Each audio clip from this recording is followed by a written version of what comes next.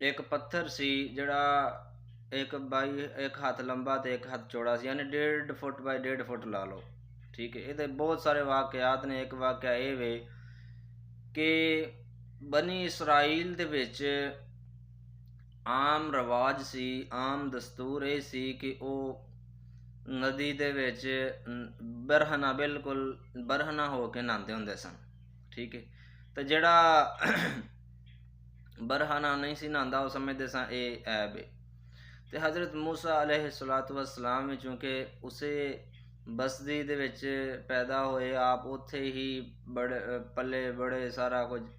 ते आप चूँकि अल्लाह तबारक व तआला दे नबी सन, पैगंबर सन, आला रसूल सन, ते आप इन्हां ऐबां तो सारियां तो पाक सन कि बरहना हो के नहान। आप दी तबीयत नहीं सी कि बरहना हो के नहाण दी ना। आप जदों नहाना हुंदा ना ते हज़रत मूसा अलैहिस्सलातु वस्सलाम किधरे दूर दराज पहाड़ां दे चोटियां दे विच या किधरे इधर उधर निकल जांदे, उत्थे जाके आप गुसल फरमांदे सन, नहांदे सन।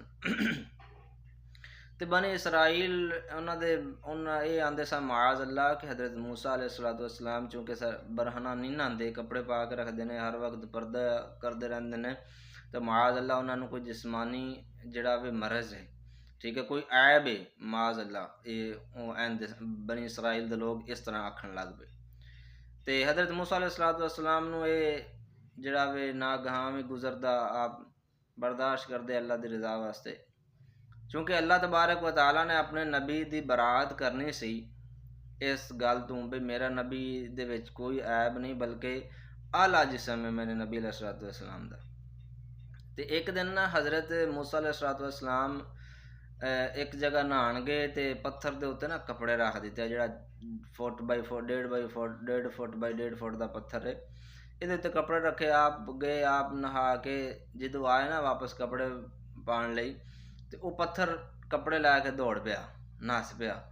गली हर बाज़ार हर जगह ते वो जिहड़ा ना कपड़े लै के नसदा रहा।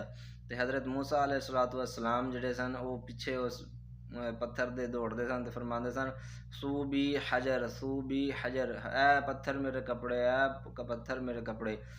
ते बनी इसराइल दे हर शख्स ने वेख्या कि आप अलैहिस्सलातु वस्सलाम दे जिस्म विच कोई ऐब नहीं, बल्कि आप अलैहिस्सलातु वस्सलाम दा जिस्म अतहर आला है, तमाम इंसानां तो आला है। ठीक है, ते अल्लाह तबारक व तआला ने इस तरीके इस पत्थर दे जरिए नबी हज़रत मूसा अलैहिस्सलातु वस्सलाम दी बरात कीती। जो लोग तोहमत लांदे सन या ऐब कढदे सन, मुआज़ अल्लाह आप च कोई ऐब है ते इस वजह तो आप बरहना नहीं नहांदे।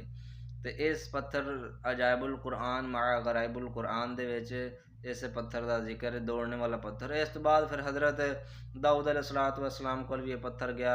ठीक है, इस तरह दे होर भी वाकयात है ने, इंशाअल्लाह वो अगली वीडियो दे विच असीं वो दसांगे।